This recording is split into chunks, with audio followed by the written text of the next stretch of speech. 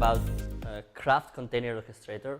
It's a strange topic, but it's what I do every day, and I'm happy to share with you what I'm thinking during my workday and also during my free time, because you know how it works. You cannot stop.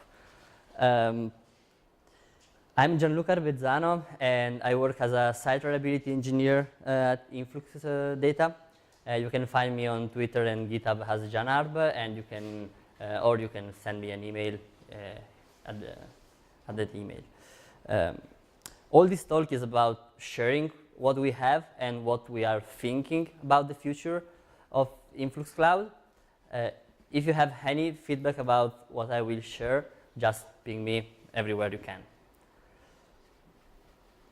What is a site reliability engineer, or at least what a SRE do at Influx? I'm building clouds. That's how I like to explain my workday. We have a service called Influx Cloud, and we sell the tech stack as a service tool. What is the tech stack? All these projects are open source. All of them are in Go. And if you know the InfluxDB ecosystem, you know what InfluxDB is. InfluxDB is the time series database. It's the first project that we created. And it's a database designed to store time series. I'm not going too deeper in this topic. There are other presentations that I did or other people did before. InfluxDB is a time series. But we realized that storing time series was not the unique problem that we can solve. Now that we have a time series, we need to take all the data out from your system and you need to store them in a database. Let's say that you have a lot of virtual machine. How do you take information like CPU, process, or the number of containers that are running, or how MySQL, how many query are you running MySQL?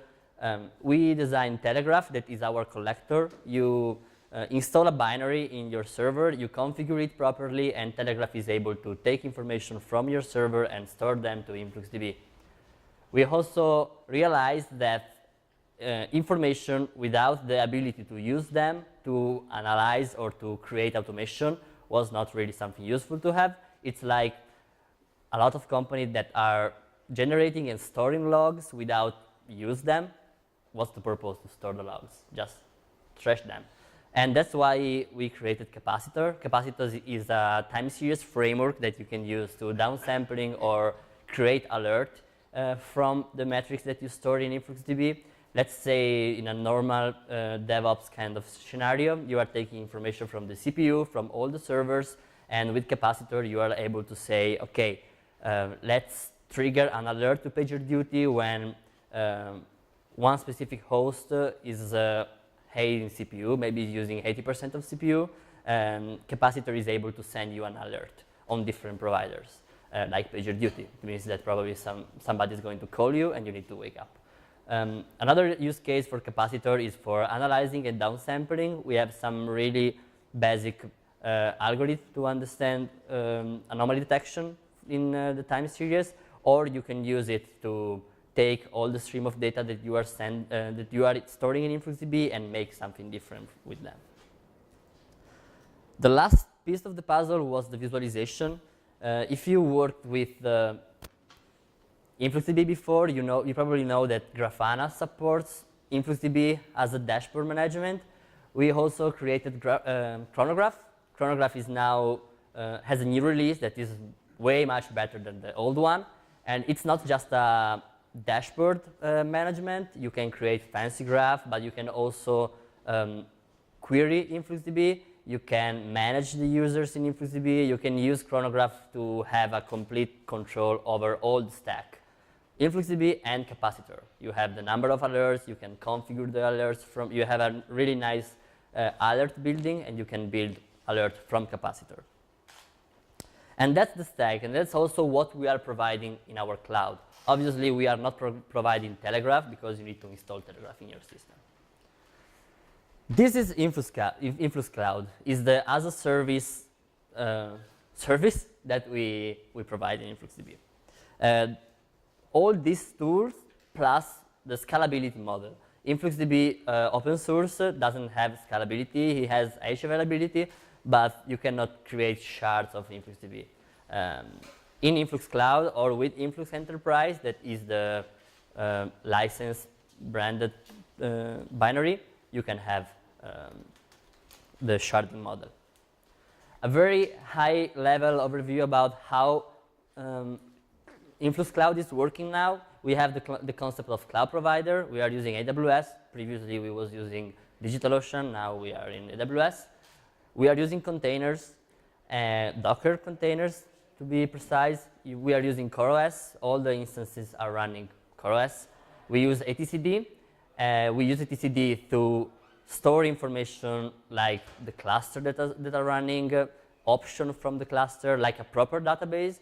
But we also use etcd as a backend for SkyDNS to store the DNS, the private DNS in all our network. Everything is wrote in Go, and we are using the AWS SDK and all the other libraries that are helping us to achieve the goal. Actually, not just some code, a lot of code is in Go, and yeah, it's working. That's the idea. We support more than one region, more than one data center, and we have one or more than one masters. The masters are the brain of our application. Let's say that somebody is going to ask us to start a new service, a new cluster, because we have a client that is asking to have a new cluster in US. The backend is taking this information and is providing the cluster to the user. As you can see, we have herd and cycle and square, and I'm going to explain you what there are. We use security group to isolate and like firewalling our cluster. Every cluster is isolated, and all the circle are EC2. We have two kinds of EC2, the meta node and the data node. The data node are the actual node that contains your data. The meta node are the nodes that contain information about where your data are. In this way, we can split our queries, and we can manage the scalability of the system. As I said, we have EC2, we have security groups.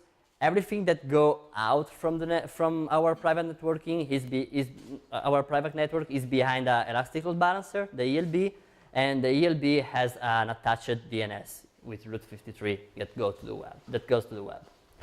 That's almost what we have right now. Let's say that somebody is going to ask you another cluster in a different region, in Europe. There is a typo in the slide, but it's in Europe.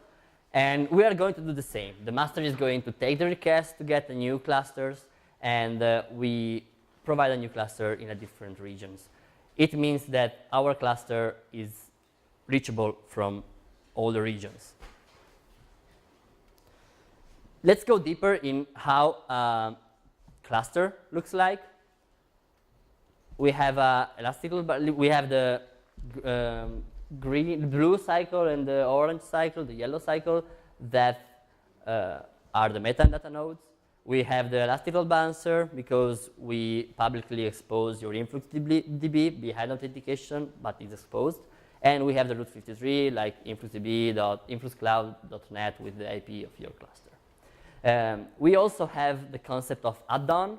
You can add more services in your cluster, like we can add capacitor. Let's say that you need to have a capacitor as a service, you buy capacitor, and we start another EC2 and we deploy the Docker container with capacitor inside. If your add-on require us public IP, we always use the ELB to go to the internet. That's almost everything we do. The add-ons are three. One is capacitor, one is chronograph, more than three. One is Grafana. We have a Grafana as a service kind of stuff, and we have catch that now we provide with every cluster. And catch is the combination between chronograph and capacitor. We decided to provide catch because we was happy to provide a full kind of experience when you start a new cluster. And the catch node is very small. If you need more power, you need to buy a proper add-on. We have the herd, the blue one, the purple one, and the herd is the worker. And every time that a EC2 starts, we use cloud init to start a container, the worker container. The worker container knows about the host of the host name of the host, and we know, and with the host name, we ask the master who I am. And let's say that the answer from the master is I am a data node, and the worker itself knows that need to start a data node. If it's a capacitor, he gets that it's a capacitor, and it starts the capacitor containers. Everything is in a container. We mainly use containers because we use cgroup to limitate the resources used by containers. It means that in the worst scenario, the containers will go down, but the server will be reachable. In this way, we avoid the impossibility to log in SSH for the support, let's say. And in this way, the container will crash, but the server will be available. Yeah, the worker asks for the cluster configuration, as I said before. And when he knows what the EC2 is, we'll provision the server. This is very, I really like this because we use cloud init to start the worker. And everything that we need to do to provision a server is made by cloud init.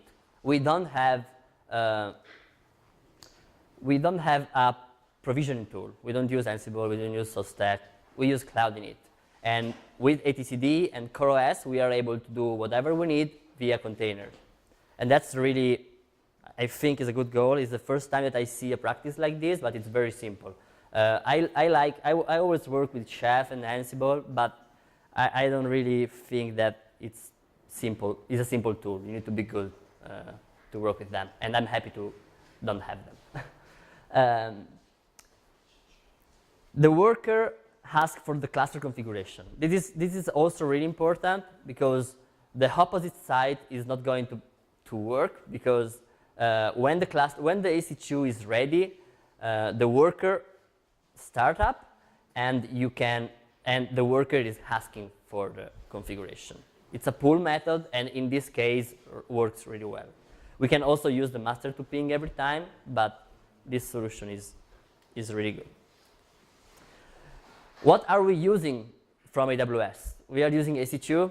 We are using ABS to have persistent volumes.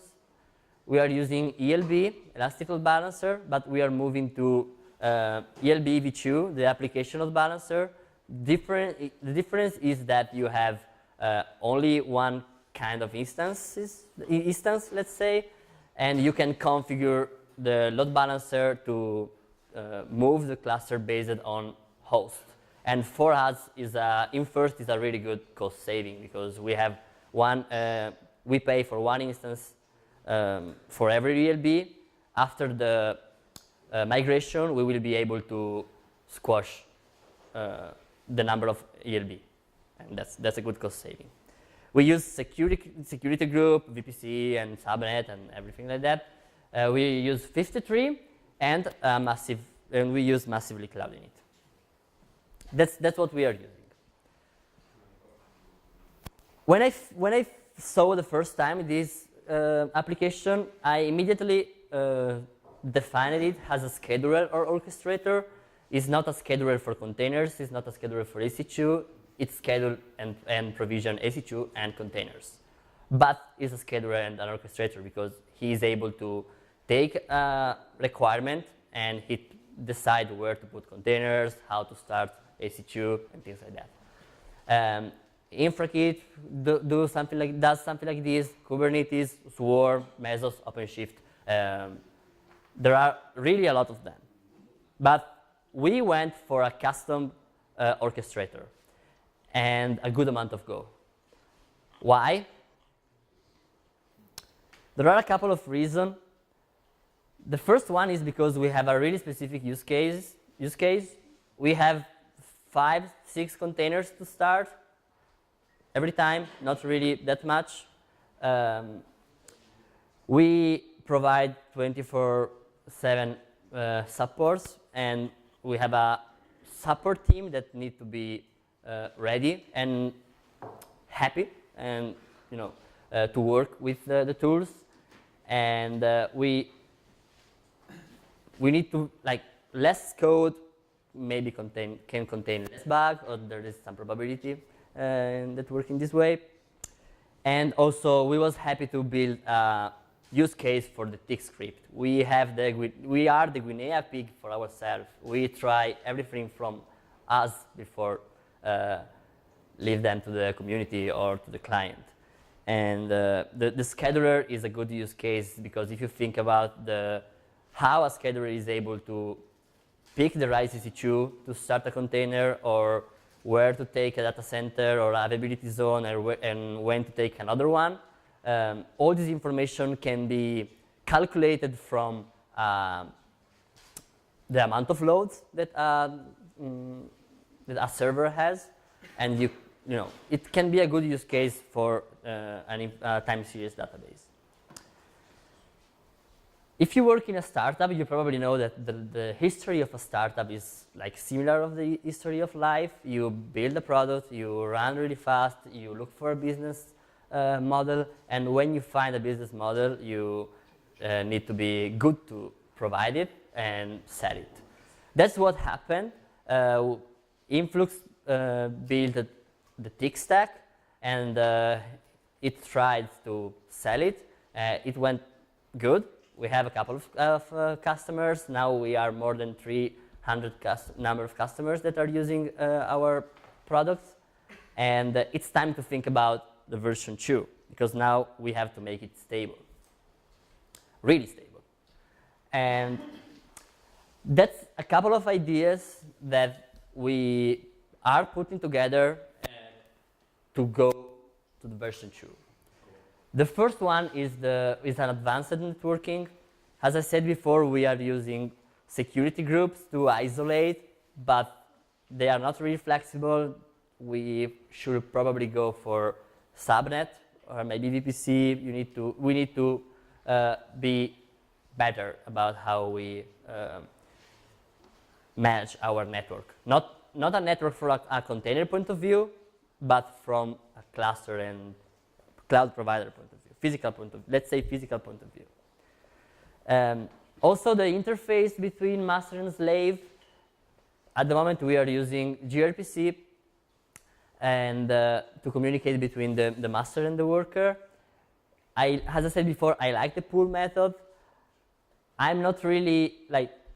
I looked at how other providers are working with this, and I like the Kubernetes container runtime interface, the CRI, and is a set of gRPC interface that Kubernetes use and force the vendor to implement in the container runtime.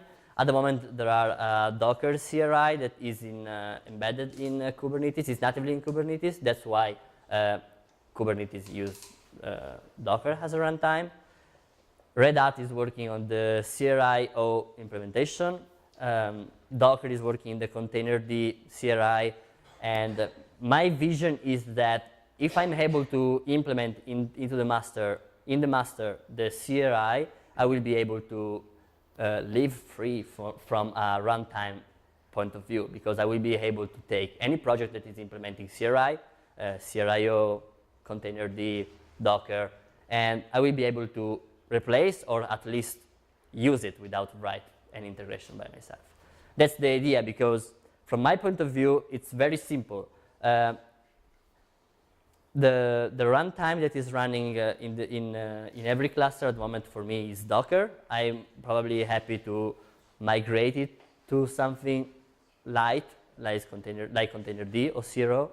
But the idea is that need to be something that somebody need to code for me, because my time needs to be spent on how we interact with all the cluster, not about how we start a container. I don't really care about how we start a container.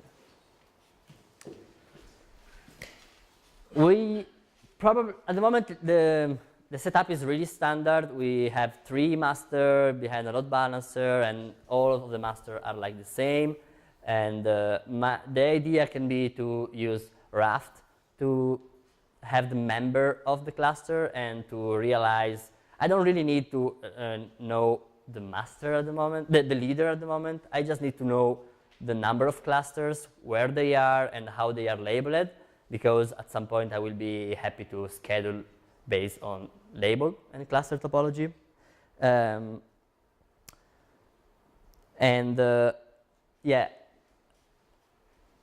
And if you don't need Raft, you're wrong. Every application needs Raft now.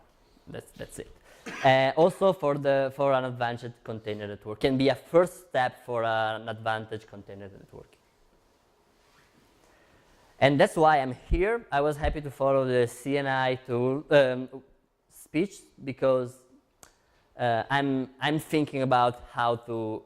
At the moment, I'm running 1 or at least 3 containers in a server, but I would like to create a proper container networking and decide which container will publish something and have a private networking between my clusters, between the container in my cluster. I think that it's also more efficient and easy to manage from a networking point of view, and with tools like BPF or Cilium, I can have a better firewalling implementation. And I can say, okay, for example, I know that usually Chronograph will speak with InfluxDB, but InfluxDB doesn't need to ping Chronograph, because usually the direction is always Chronograph will ask InfluxDB. With Cilium, I can say, okay, I'm able to, like, InfluxDB and Chronograph are able to speak with each other, but I can also be able to define the direction. It's something that I cannot do at the moment. With Docker network, overlay network, I can say that all these containers can speak with each other, but I cannot specify the direction. And that's something that I think is important. I told you that one of the goals for the version 2 is to add stability, because now we validate that the business can work. Now we need to have the support happy to work with our tools and the client to work with us and stuff like that. Yesterday I saw a talk from HashiConf about massive console scale. That one is the link. And I saw how they are using Surf. That is a standalone library provided by HashiCorp, and it's a Swim implementation. Swim is a paper that about Gossip protocol. I'm not going to spend too much time on this. The YouTube link is there, and it's really easy to understand. There are examples and slides that you can follow. But the idea is, when you have let's say that how a normal health check works. You have your monitoring system, you have all the servers with all the health check, and what usually every 5 seconds the monitoring system is going to ping. It ping the server and say, okay, the health check is working, yes, it's working. The health check is working, it's working. Let's say that you have 10,000 instances, or maybe you are working with container and you have 100 instances, but you have 10 containers in every instance. The number is growing, and this kind of ping create a lot of loads in your network and doesn't scale really well. That's why a Gossip protocol can be easier, because it fast propagates the message. In a high level, the Gossip protocol works like the gossip in a city. I come from a small city, and everybody knows each other. And the whole people in the city just know anything about us, and they speak about each other. How they know about everything in my country? Because somebody knows and tells somebody else about this. And they also say, oh, don't speak about this with anybody, because it's a secret. But you know how it works. The person will speak with another one, and that person with another one. At this point, we have 3 persons that are speaking with other 3 persons, and this propagates the message, the secret, in all the country. That's the idea about Gossip Protocol applied with, the Gossip Protocol is this idea applied with server. One server asks for something in another server, the other server maybe doesn't know about it and say, oh, I don't know, but I will ask. At this point, we have these 2 nodes that are asking other 2 nodes about the same things, and at some point, somebody will know, and the answer will be back. And it's the same for the health check. One server will start and will say, oh, okay, are you available? Are these nodes available? I'm not available. I don't know if it's available. Okay, let's go and let's ask. And that's how surf work. It's pretty interesting, and it scales well than others' implementation. Another idea is about data center distribution. As you saw in the previous slide, the masters are all in the same region, data center, and it creates kind of confusion because the master need to know about the topology of all the regions because they need to know where to put the cluster in which VPC and things like that. If we have a master distributed in every data center, we can just use maybe the Gossip protocol to forward the request in the right region. Let's say that a customer is asking for a server in US. I can just take the request and ship the request to the master in US, and the master in US will be able to create everything for me. I think that this kind of implementation is going to simplify the amount of code that I have in the master right now, because I can distribute logic between masters. Another important thing is the achieve and maintain a desired state. If you read some paper about Docker Swarm on Kubernetes, you know that you declare what you need, and the orchestrator takes this information, create what you need, and is always checking if it's okay. If it's not okay, it will match the gap. That's also something that we need to be better at. But I think that with Raft and with the Gossip protocol and all the health check done, this is going to be easy. We need to think about monitoring, but as I said before, we are our test case, and we are using right now InfluxDB to monitor all our clusters, and we will continue with that. But we are thinking about sharing all this information, all the visibility that we have from your cluster with the customer itself.